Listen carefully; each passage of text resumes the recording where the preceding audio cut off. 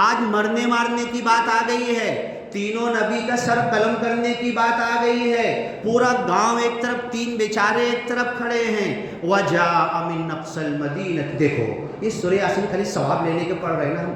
ہے نا، انٹرسٹ آ رہا ہے نا، جب ترجمہ کر کے تفسیر بتا رہے تو کتنی لگن آ رہی کہ آگے کیا ہوا کیا ہوا کیا ہوا، ہے نا۔ بس یہی کتاب قرآن ہے، دل کھینچتا ہے، سمجھ میں آنا چاہیے۔ گھنٹہ معلوم نہیں پڑتا، دو دو تین تین گھنٹہ یہ سمجھ کے پڑھو، روح تازہ ہو جائے گی، بھوک مٹ جائے گی، تھکن ختم ہو جائے گی،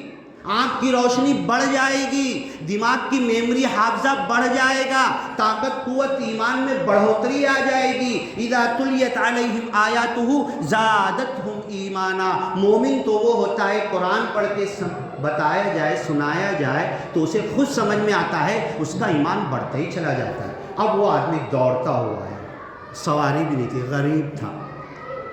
دوڑتا ہوا آیا، کہہ رہی ہے کہ نبیوں کو مار دیں گے۔ وَجَاءَ مِنْ أَقْصَى الْمَدِينَةِ رَجُلٌ يَسْعَىٰ قَالَ يَا قَوْمِ، اور آ کے تینوں نبی کے آگے کھڑا ہو گیا، پہلے میرے کو مارو نا، ان کو مارنے سے پہلے میری لاش پہ سے آگے بڑھنا پڑے گا۔ قَالَ يَا قَوْمِ اتَّبِعُوا الْمُرْسَلِينَ،